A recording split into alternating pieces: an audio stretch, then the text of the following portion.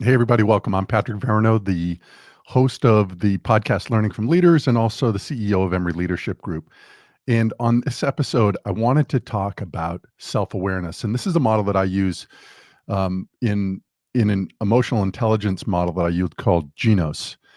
And it's a series of exercises that we use to help people really understand our thoughts, how our thoughts then lead to our emotions, and then how our emotions really lead to three things: our behaviors, the decisions that we make, and also our performance. And I think one of the easiest ways to think about this is that if I'm in a situation where maybe I am lacking confidence, then how I behave might be different than if I'm in a situation that I'm feeling really confident about something, or how I might perform, or the decisions that I make. So, say I'm in a meeting and I'm not really confident about the conversation that's going on, or about my knowledge of this or of the group. I feel it's an environment that I can say what I want to say.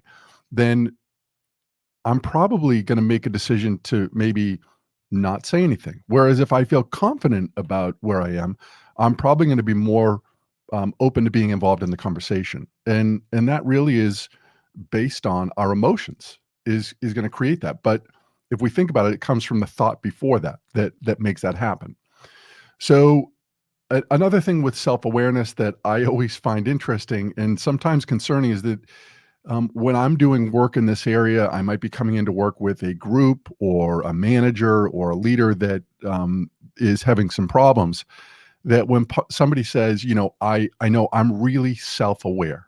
If there's one thing that I'm good at, it's about self-awareness. That's always concerning for me because I find that oftentimes we're not really very self-aware, and I would put myself in that category at times as well. And there's a lot of research around this where they've done surveys on managers, maybe one that I will often use, where they asked a group of managers to rate themselves in terms of their effectiveness. And 90% of the managers put themselves in the top 10% of effectiveness. Now, I'm a history major, but even that math, I can figure out that 90% of people can't be in the top 10%. So it shows that really we all, I think, we overestimate our ability to be self-aware.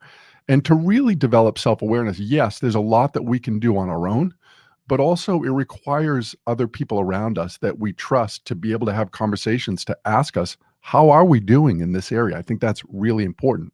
Now, for me in the work that I do, that often involves doing what are called 360s or multi-raters, where I would assess myself in a certain area, but also I'm going to select those people that work with me, maybe the person that I report to, my peers, and those direct reports that I have. And there might be some other people in there too.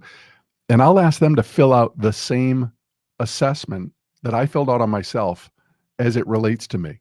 And that is oftentimes where we see our blind spots. And it's often not fun at times to be able to have to take a look at that. But that's really where the growth becomes, because it's an opportunity for us to now really be curious as to, well, if that's not who I want to be or want to be seen as, what do I need to do to change that? What things do I need to do? So then going back, what I mean about you need other people to help you is, in that work, I will ask people to go to those people that filled out the assessment and not to defend their behaviors or anything like that, but more to say, hey, listen, I want to let you know, thank you for doing the assessment on me. There were a couple themes that I identified as I went through that I'm going to try and work on. But I'm going to ask for your help. If you see me doing things that that I'm trying to develop on and I'm not doing a good job, will you let me know?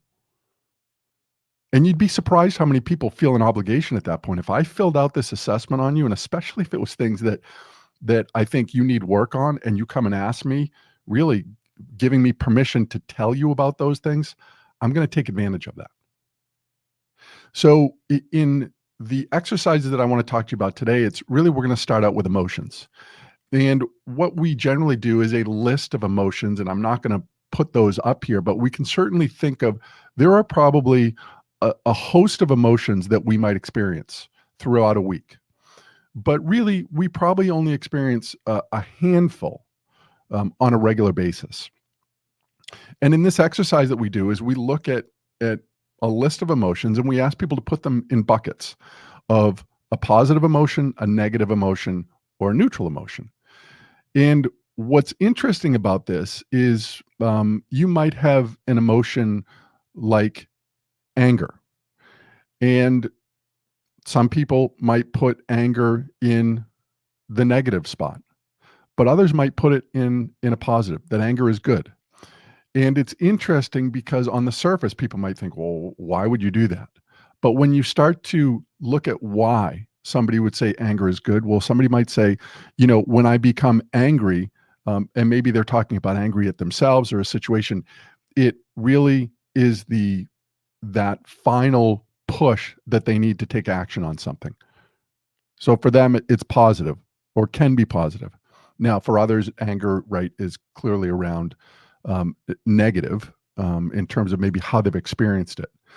Rebellious is another one that, from an emotion standpoint, that somebody might say, it's positive because it is an opportunity for me to question status quo and not just go along with the crowd. Whereas for somebody else, rebellious is about violence or, oppressing other people. But every one of these emotions, there's a perception to it, or how we interpret it, how we experience it. And that's the first part that's really important, because what we can then do is, after we've identified maybe 4 or 5 emotions that we tend to experience a lot at work, we then start to dissect this. It's almost like doing an autopsy or a postmortem, where we're looking at what caused it. So the best way to do this is go back a week, and maybe there was an event that you got really angry at, or you were really frustrated. And what was it? What workplace event created that negative emotion? And you can do the same thing for positive ones. What workplace event created that positive emotion? And what we're going to start seeing is that you can connect the dots on this stuff, that there are routines almost that you experience. If frustration is one of those things that you experience at work, I guarantee you that if you go back week over week and start looking at what those events were, you'll see the same patterns start to happen, right? Around self-awareness. What is it in me? And then what we start to do is look at the next phase of this we'll talk about, right? So we're taking the emotion. Now we're going to place it in buckets of saying, what workplace events really draw this one emotion out? Okay. So then from there, what we're going to do is we're going to look at values. What are our values? And in a workplace setting, that might be different than outside of work. But in a workplace setting, we might look at emotion or values like humility or leadership or integrity or collaboration, right? And there's an easy way for you to figure out, if you're like, well, geez, I don't know what my values would be, is to Google workplace values, and you'll come up with a list, and it gives you an opportunity to start looking through and say, yeah, that one's important to me, that one's really important to me, and list them on a level of importance, 1 to 5. So I'll give you an example again where perception or interpretation can be different. Is that one of the ones that is on the list that I use is around appreciation. And I will often get the range of, some people will say, it's a 1 in terms of importance, value. And other people say it's absolutely important. And when we start to talk about the value of appreciation, what you find is that those people that said 1, it's not generally that they don't think it's important to give recognition or appreciate other people, but they answered it more from themselves of saying, it's not something that I feel like I need. I'm good without it, which with even that, there's a bit of hesitancy on my end, is that we all like to be appreciated. Now, we might need it on different levels, but we all do want to be appreciated or recognized for what we do. It feels good when that happens. So for each one of those, again, looking at levels of importance, what we then start to find is on the next exercises is you take that value and you write out a definition for it. What does integrity mean to you? Because my definition of integrity versus somebody else's could be a little different. Mine on leadership, mine on diversity or equity or inclusion could be a little bit different. And that part is so important. And in a group, when we're doing this, what we'll find is that all of a sudden we'll talk about defining one value, and you start to see how people look at this differently. And the importance of that is that if I'm working in a group, to recognize that we might all be talking about equity. I'm working with a hospital right now where we're working on a project right now for diversity, equity, and inclusion. And my push with this group is to say we need to be clear in terms of what do these mean. And that's part of cables. That the S in the model of cables is around clear expectations, because for a group to understand what does it mean to have equity, what does it mean to have diversity or to be inclusive, that when we define it, when we put that out there, it makes everybody understand what we're trying to accomplish here, what we're aspiring to when we do that. But if we don't, I could easily think that there's diversity in this group, whereas somebody else says there is not diversity in this group. It's all based on how we've perceived it, our definition. And that's why that is so important. So we define it. So important for us to do. And then next we look, based on those things that we talked about, what events create positive emotions when we're talking about our values? What are negative ones? What types of decisions do we make around our values?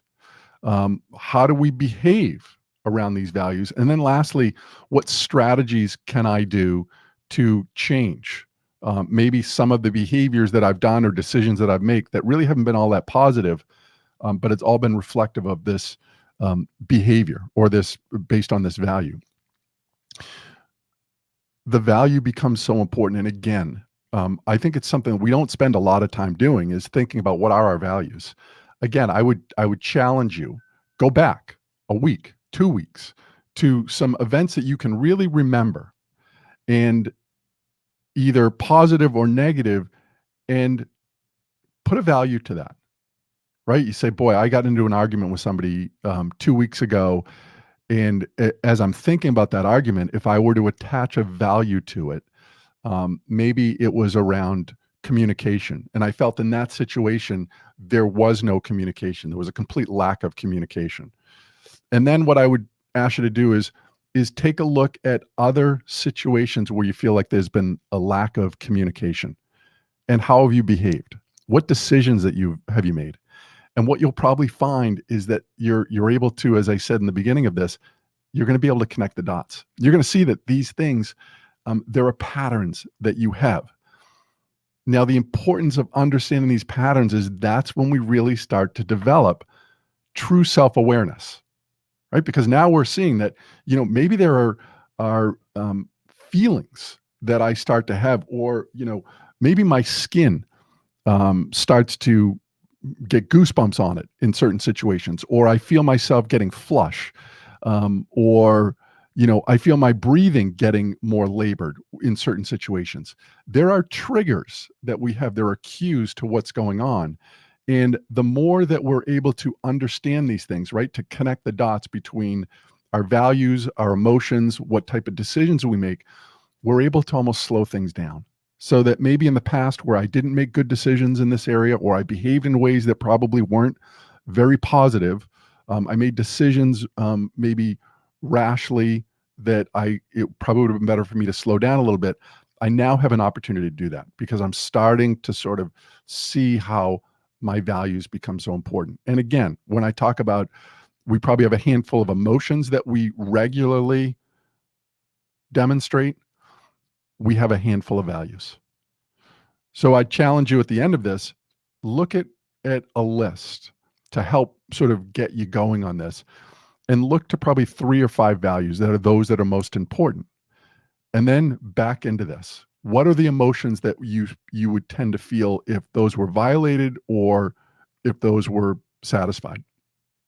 What decisions do you make in those situations? Are you somebody that becomes assertive or aggressive, or are you somebody that becomes avoidant in those situations, and why? Again, when you start to do this, the more you jump into this, the more aware you become of what your triggers are, and that's how we start to develop true self-awareness. That really is the most effective way. So I hope you found this piece valuable on self-awareness and how we develop it. We all have that ability. This is a skill. Nobody is out there that can't develop this, and it's so important for us to be able to do that, because it truly helps us as leaders, both personally and professionally. Until our next episode, I hope you'll do one more thing, and that's to go out and